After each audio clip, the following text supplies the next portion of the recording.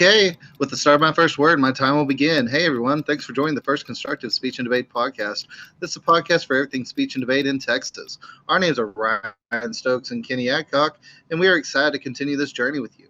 As we begin to work through the season, it is our goal to share some stories, introduce you to experts, and facilitate conversations that we hope will help you throughout your season. So, whether you're a coach, student, competitor, or a parent trying to figure out what crazy event your student participates in, welcome to the show. Very recently, like last week, the UIL fall LD topic came out, and we were going to do a Congress episode today, and we filmed about 3 weeks in advance. But we said, you know what, LD is important for the fall because it does gear you up for the spring. Let's go ahead and do some topic analysis and give y'all some ideas earlier in the fall to let y'all play around with. So, with that being said, let's hop into it. Kenny, first So, off, before we get into the resolutional analysis, how do you approach the fall topic? so I think one of the big things to highlight is I utilize the fall topic as an educational tool more than a competition tool. I think it's really important to for the novice level competitor to really dig into the fall. It's very base level. I don't do anything super tricksy, right? Like I don't get really in depth with the observations, or I don't spend as much time probably researching the fall topic as other coaches might or probably would prefer me to. But that's just because I treat value, criterion, contention, structure, how to participate in the rebuttals. That's my premium. And so I spend a lot of time educating students how to navigate LD and how to participate. And the fall topic really puts that into perspective because it doesn't have the district implications. There's not as much hanging over the students' threads, and coaches are more willing to work. Like they're not people with good reason try to hide their district cases or try to protect them because they want to make sure they have their biggest and baddest bullet as they progress throughout the spring season. So that's one of the big ways that I approach it. It's just this is the largest educational tool we have for LD debate, and it's the best way for camaraderie and that we can get together. What about you, Ryan? How do you approach the fall? I love that my non-CXers and non-Congress people have something to work on. It keeps them busy. It allows me to really dig in and focus in on like CX and Congress since their meets are coming up, while still giving my LDers something constructive to work on. Right? As jokingly as it sounded there at the beginning, the fall LD topic is completely necessary for building a foundation for your debaters. It's a chance for your varsity kids to test out new styles of argumentation. If they've always been traditional, they can go progressive in the fall just to play with it. And it's a great springboard for your novices who want to get into LD. So I love the fall UIL topic. With that being said, let's actually look at what the fall UIL topic is this year, which is resolved. Wealth inequality in the United States is detrimental to democracy. We're going to start off with a little resolutional analysis on this episode to help you kind of understand how two coaches look at this topic and how we would look into like coaching our students. So if you're a coach, take this and run with it. If you're a student, congratulations, you're getting some free coaching here. So with that being said, the first word we have to look at, or words, is wealth inequality. And it's important that we distinguish that from income inequality. Wealth inequality points to distribution of wealth in terms of hard and liquid assets across the population, where income inequality refers more to the wages of people that they receive for the work they do. So make sure when you're writing your cases that you really understand the key difference there. Kenny, anything else to add to wealth inequality? I think this is one of the luxuries we have with this specific topic. And if you're not careful, your policy kids are going to want to take over your LD practice. Because thankfully, the policy topic has to deal with the state of the economy this year and has to touch on a lot of the issues that this is going to impact through fiscal redistribution.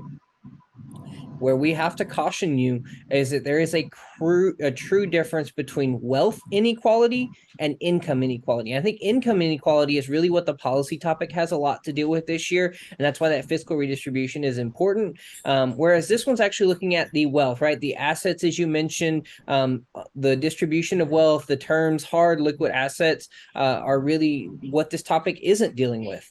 And so making sure that there's a clean distinction, because if you want to get really, really simple, you can go over to Open Evidence and you can pull some of the economic files. They're a great resource for this particular topic, but you've got to make sure that they're talking about the right form. Otherwise, you're really walking into a negative ballot or an affirmative ballot, depending on what side you are, if you don't actually read and work through the evidence.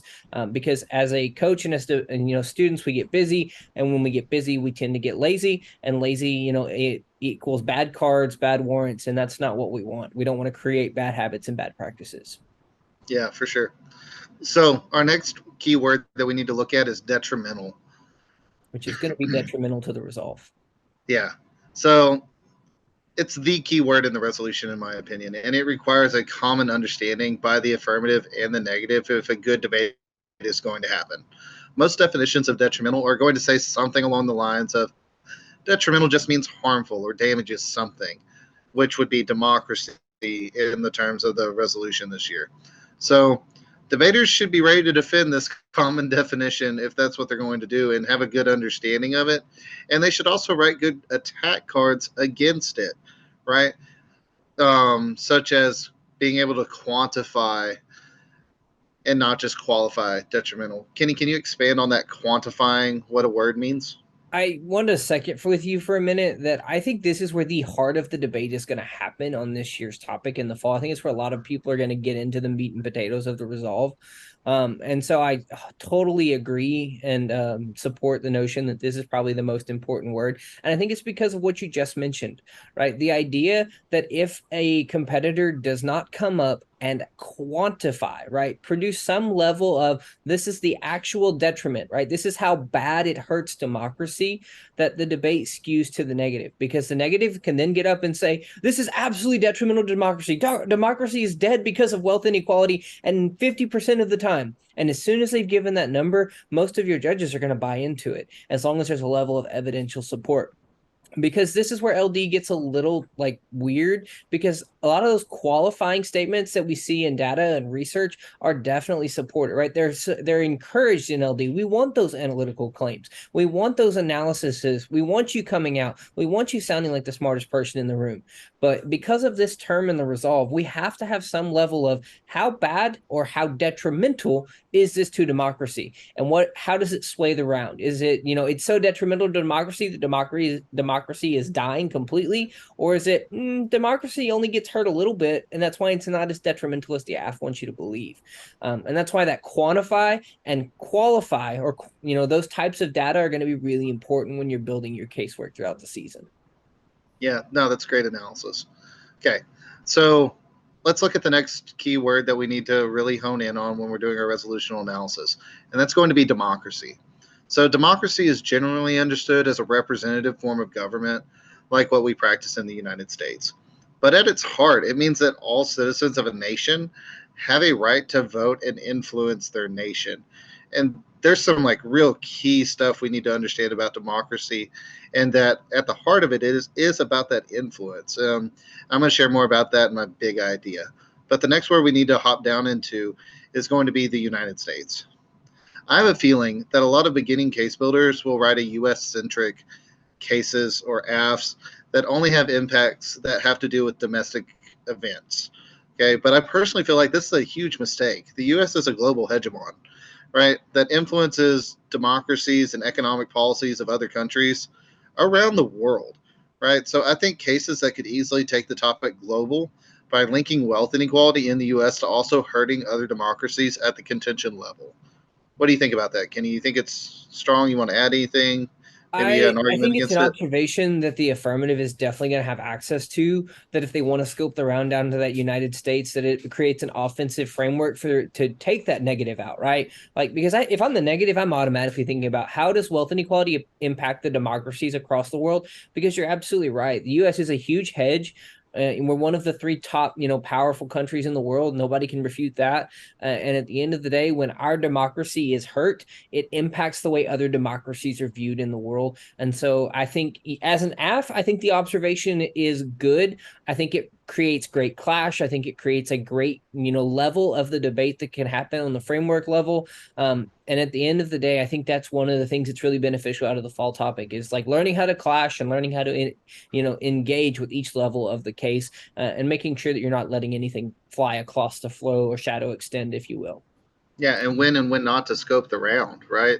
Yeah, Um, and one thing I want to double back, we do need to be careful with the phrase democracy, because I'm going to shout out Brendan Dimig over at Melissa High School. The word parametrics he taught me this summer, right? Like if we're not careful, a lot of people could parametricize the word democracy, and so we could see words like legitimate democracy, foreign democracy, like the different levels of democracy come out of this resolve. And so we've got to be really careful, and we have to have clean definitional analysis on that phrase, because if not, that the parametrics of democracy get so deep, it's just incredible. I think the conversations that are going to come out of this topic are going to be really, really cool. so, debaters, that means you have to go get a good definition for democracy that fits your case so that they cannot add in qualifying terms. All right, now I want to get into my big idea for what I've been thinking about since the resolution kind of dropped and I was talking to my students over the last couple days. And I think the big question about the resolution has to be asked, and that's how can wealth inequality harm or damage democracy if people are still allowed to vote and have their vote counted, right? Like, that's the question that we have to really look at in my mind. Okay, and I think the easiest way to make that case is to make the case that power of the mega wealthy at the top end of the wealth inequality scale have access to greater influence than people on the other end of the scale, right? Which Because if go ahead. I think a great argument to bolster that position is referencing the Citizens United case in your argumentation at the contention level. I will give out free arguments for the fall. I'm not real nervous about that. But the Citizens United case is the Supreme Court decision that basically says you can donate or you can give as much money to any political candidate, and I don't see how that doesn't harm democracy. Right. Because at the heart of democracy, which we kind of showed in like our little definition of what I think democracy is that it's the influence of each individual person is the same, right? So if wealth inequality through things like lobbying, political donation, or just the ability to like use business to move and scope the social and political arguments that happen. You look at like huge news organizations that are literally moving the political landscape, and what they actually show people inside of their little bubbles actually can be made to show that it harms democracy, right? So you might want to look at how like Twitter, now known as X, has been shaping the public discourse. You might want to look at like right wing sites like the Daily Wire or left wing sites like the Daily Beast, and like look at how like people on their platforms are being polarized through wealth donation and the ability of businesses to control like the political narrative. So I think that disparity, that influence disparity, speaks to the heart of like democracy in the res. Okay. I I think you might even see some people pull some of the term limits evidence come out, right? The polarization, the lobbying, all of that thing. So that might be a good resource for some of our coaches and some of our competitors to go look back into, right? The term limits evidence from the spring topic might be something that you can pull out, and analyze and work into your favor when you're case building for this particular resolve. Now, a response to that line of argumentation, because I do think it's a strong line of argumentation by the app, is that wealth inequality inherently harms the influence of like the weaker, well, not weaker, but poorer individuals in our society, right? Because they still get their vote, but their vote has been altered by the whims of the rich, right? I think a response to that line of argumentation on the negative side could be like an observation or a definition of what democracy is. And that would be that democracy is along the lines of the rule of the majority, and it's actually about how forming groups and coalitions inside of a democracy is how you actually practice political power. So it's not really about the influence of the individual, but how they come together to create influence. So if you say that democracy isn't harmed by wealth inequality because we get a conglomerate of people like populist movements that rise up and elect people like Donald Trump in 2016 for better or worse, right? Show how like poor people still have a massive amount of say in our democracy through populist movements. You can also look at like Bernie Sanders making a real run for the White House, or in current Republican politics, you look at somebody like Vivek Ramaswamy, who overtook Ron DeSantis as the number two in the Republican primary pretty recently, out of just grassroots funding, which is coming from like first time donors. These are not the mega wealthy, right? And they are showing that they have a political say in the landscape of getting like offbeat politicians noticed. Okay. You have anything to add, Kenny, on the negative Well, side? I think there are two pieces where this particular resolve the debate is going to hinge, and we've already hit on it. And it's how you define and scope democracy. And I think there are lots of good quality definitions that come from good qualified sources out there, and how you engage with that in the resolve and throughout your case building. So I would highly encourage you to. This is where I'm going to teach a new word. Some of our folks haven't heard this one before. The term cross apply. I think you're going to end up cross applying a lot of your definitional analysis and how it bolsters the position you're making and ultimately how it supports. So, if your definition of democracy is going to be the hinging factor, you need to bring that to the judge's attention very high, very loudly, and very abruptly. Because if not, I think you can, cost yourself some rounds throughout the season. But even if you have the better evidence or the better position or the better argumentation, that I think that definition of democracy is going to be a hinge point on top of some of the other words we've highlighted, because the income differential and the wealth disparity throughout the country is big. I mean, the 1% are controlling so much, and I mean we even saw it when Donald Trump got elected, right? Like Hillary Clinton won the popular vote, but Donald Trump still captured the electoral college, right? So how did that not, in some level, violate democracy?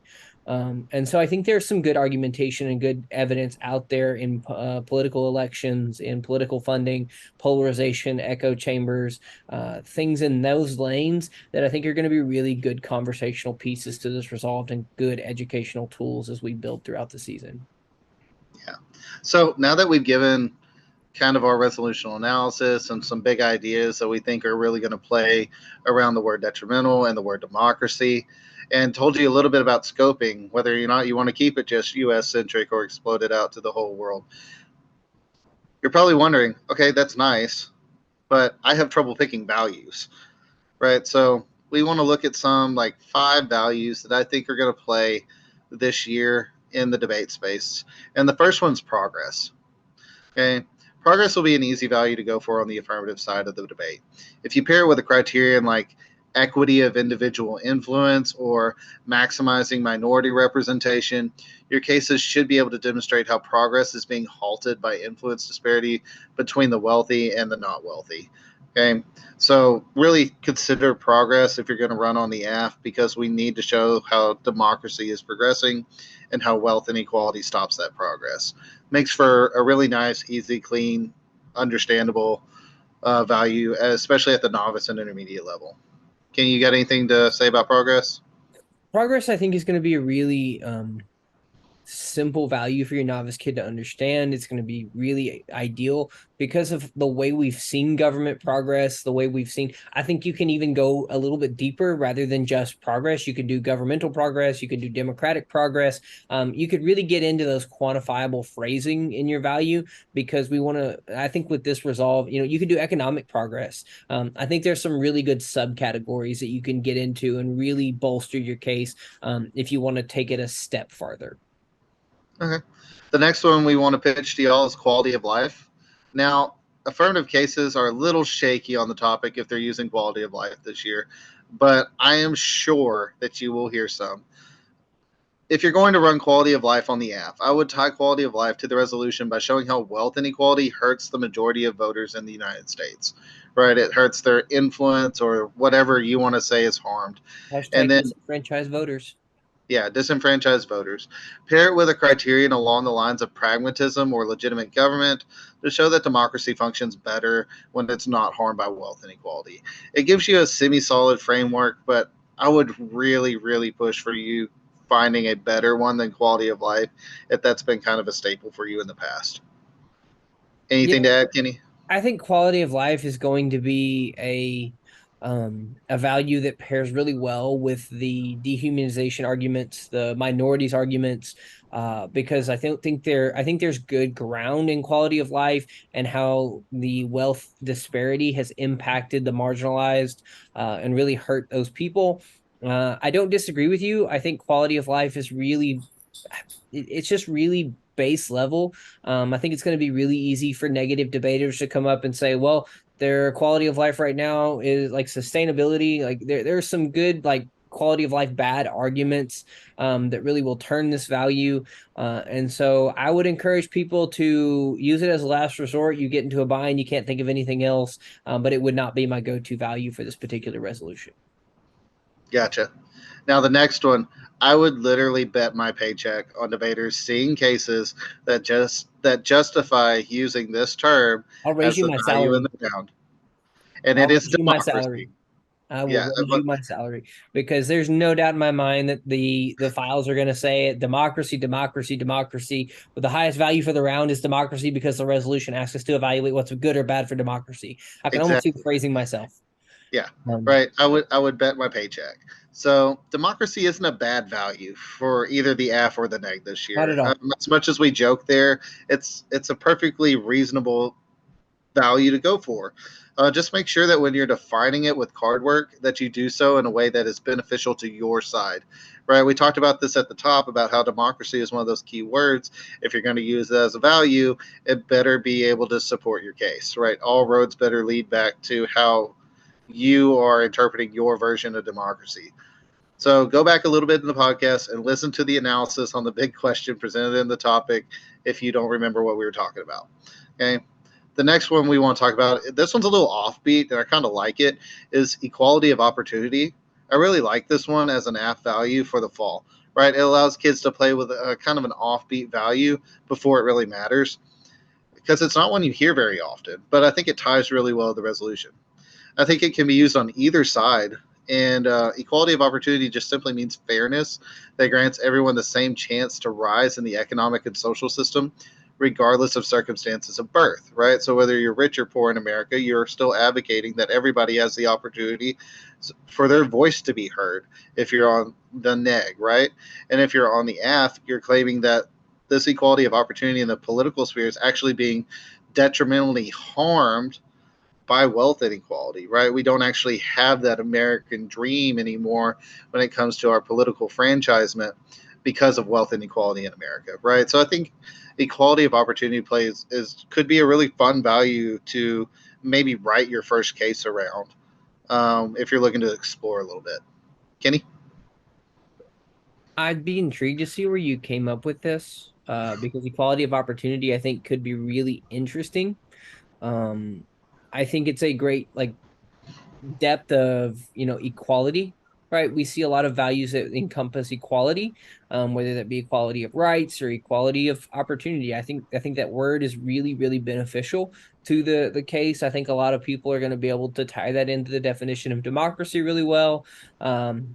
I think you do a good job of laying out the AF and neg side where the arguments really lay out. So I don't need to expand there. What I would encourage people is that, as you see, what Ryan's done here is he's parametricized or he's taken another level of the value and paired it with something, and it works really well, right? Like that's the cool thing about value debate, in my opinion, is it's your value system. So if you can justify, and again, I double back and say that the definition of democracy is going to be huge with some of these values and the value work. I think you're going to have good quality cards, as you just mentioned, to really support that. And where it doesn't or does violate democracy, I think that's going to be a big piece of the debate, which I think is going to really take us to the next value.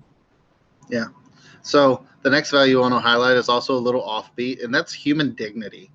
I really like this one as well as just kind of an offbeat value on the topic because it's well in line with the kind of human rights values that you see, but could trip up a debater if they're not paying attention because they think you said human rights and you're going for human dignity.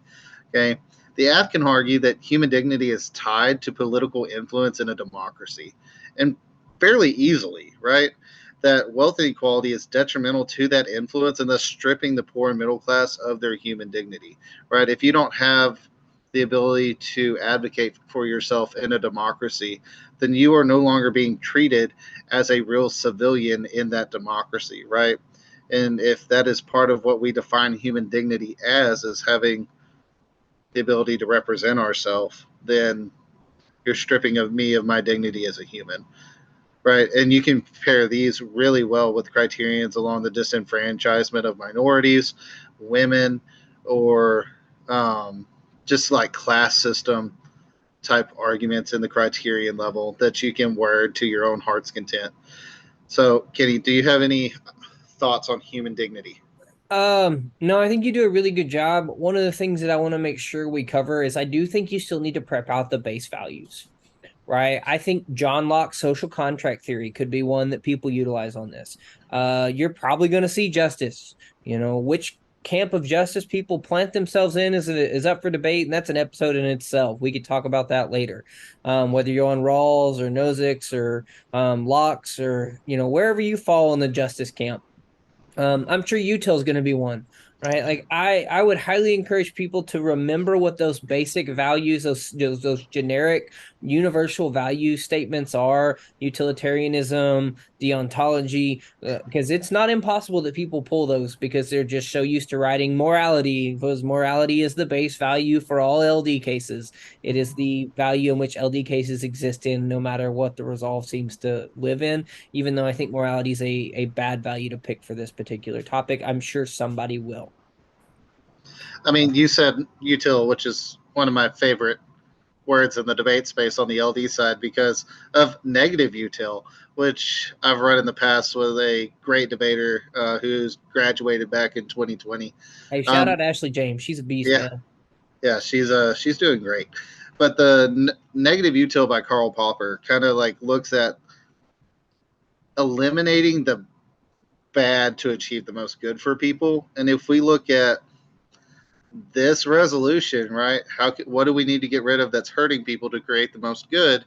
Well, wealth inequality, right, on the aft. So I think negative util would be a fun one to run. Now, your kids need to go read Popper's work if they're going to run Popper's util argument, because when most people hear util, they think, oh, well, the most good for the most amount of people, as long as 51% of the population survives nuclear war, it's justifiable. And that's not what Popper says at all. He actually completely refutes that line of thinking, along with some of Kant's versions of util. Complete rejection of the util principles. It's an incredible value, and I've lost to it many a times. And Ashley was an incredible competitor, and your teammates continue to use it, and it continues to be a thorn in my side. Yeah, so maybe even look into negative util or regular util. But if you're going to run regular util, be ready to be called like, Thanos. Okay, so all right, let's hop down into our next session, which is just a few progressive case ideas. We gave you some value criteria ideas for the more traditional side, but on the progressive side, I would say that a plan text for the AV tied to some advantages could probably be directly taken from your policy teammates this year. Okay. 100%. Yeah, what you're running on the LD fall topic is just framework for your CX team. So maybe y'all collab a little bit, come up with a plan that really attacks wealth inequality and not just income inequality, and consider running that in the UIL if you're in a more progressive circuit. Or if you want to take this over to the TFA side, you can't take it over to the TFA side because they're not the same topic. Nope. But Health if advice, you, which we should yeah, probably do an episode on at some point. yeah, right. Be aware the TFA and UIL are different. Okay. Um, on the negative side, if you're up against a progressive case, right, consider running some solvency takeout, right? Like this can't solve, like their plan can't solve, right? We can't not harm democracy. Okay. Or maybe consider running a DA that links, the changing of the economic system in the US is going to be like bad or harmful, right? So there's just a few things there. And if you really want to go more policy specific, talk to your coach, go reach out to Kenny. Who would you reach out to for like strong? The staple in the progressive LD world, I think Brendan Dimick does a lot of good work on the progressive LD side. He does a great amount of judge adaptation, so he can produce both. Vincent Sipes, I believe he's a graduate of China Springs. He was an instructor at TSDC. Jenny or She's a graduate of Argyle, like John Anderson, some of those guys, they definitely, one of the big things that I would encourage you is if you're a progressive LD, or if you're a traditional LD and you hit somebody who runs progressive content, you can attempt to throw the Hail Mary that this is UIL and that this is traditional. But I would encourage you to go back on Monday and talk with your policy kids, because there's going to be a jargon disparity, right? This will probably be the first time you hear the words uniqueness, link, internal link, impact. And there's nothing wrong with that. This is just an area for you to grow in as a competitor and be better prepared, because you may lose that round, but you'll come out with a better understanding of how these arguments function, because they still function in the LD space. They're just structured a little funny, and there's a vocab difference that you have to cover. That's great advice. Speaking of advice, let's give our last piece of advice to the listeners.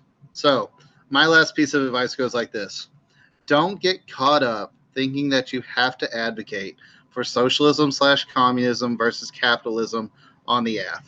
It's really easy for the negative to show how all three of these economic models create wealth inequality when put into practice. And this can easily turn your case, right? If you're advocating that we just need a different system, and I come up and I show that that system still is harmful to democracy, you still lost. Okay, so don't get caught up in the economic models game. It would be better to focus on like the detrimental effects of wealth inequality on democratic principles than to argue for a substitute system. And then this goes for the same on the negative. Don't go the economic system route unless the AF opens themselves up to that line of attack, which I just covered. Right? A strong neg case will probably center around what we talked about earlier in the episode, which is quantifying detrimental to a percentage of hurt to a democracy, i.e., 30% of democracy 30% of disruption or harm in a democratic proceeding like voting, right, gives you the ability to show that wealth inequality makes up a smaller percentage than the number you present, and actually creates for a more even debate space, right? And if you can prove that it's lower, then you can prove that wealth inequality isn't actually detrimental to democracy, right? So I do think it is very important for the negative to do a quantification, because otherwise the app has unlimited ground in this round. Kenny talked about it earlier at the very beginning. If the affirmative team gets to come up and prove one instance where wealth inequality in any way was harmful to democracy, then they can say they win the round, right? They can throw in a sneaky little observation that says, well, it just says it is detrimental, right? So as long as I can prove one instance, I should win. So be ready on the neg to counter that. And the best way for my advice to do that is to go in and give a quantifiable percentage to the word detrimental. Kenny, last thoughts. I think the last big thought I want to remind our listeners, whether you're a coach, student, competitor, parent, is that the fall is designed to be educational in nature. And so ask all the questions, right? Like, I think one of the biggest consequences coming out of the fall is that novices get scared because they're hitting, oh my God, I've got the state champion in LD in the 5A classification, or like they were in semifinals at, state, like they were a national qualifier. Oh my God. Those are great people, right? Like most of the time, I would say they're great resources to sit there and say, man, Ryan, like he absolutely beat the ever loving brakes off of me. So what can I do to emulate that, right? Like what questions can I ask them? Because that's the fall. The fall is all about sharing the space and sharing the community and sharing research practices. You might find somebody who writes a case format in a different format, and you're like, man, this makes so much sense. I'm going to steal this. And that's the goal, right? Like to beg, borrow, and steal, as old Harry Wong used to say. And so that's the big piece, right? Like I think Ryan, I think we do a good job outlining values, case strategies, arguments, but please don't lose sight of the fact that the fall is designed to be educational in nature, right? It's designed for you to grow your debate career. And then when you get to the spring, you can focus on competition, right? You can focus on how am I going to make sure my district case stays a little bit closer to my chest so I don't put out my best contention or my best value, right? You can do those things in the spring. The fall is about like, hey, I know I have this young novice LDer who needs a little bit of help along the way over in Sabine, right? Like, here's my case. Here's my formatting. Here's my block file. Here's everything that I have, because I want to make sure the community grows. And I think that's one of the important principles that I want to keep at the top for the fall LD topic. Oh, that's great. So Guys, if you enjoyed this episode, right, you appreciated the content that me and Kenny gave, consider subscribing. Watch our video, give it a like, share it on social media. We're trying to get the word out there and provide a nice, good, free, educational resource to coaches, competitors, and parents. So we would really appreciate any help that you can give us. Oh, there's the timer. Join us next time as we continue down this journey of our season. Thank you.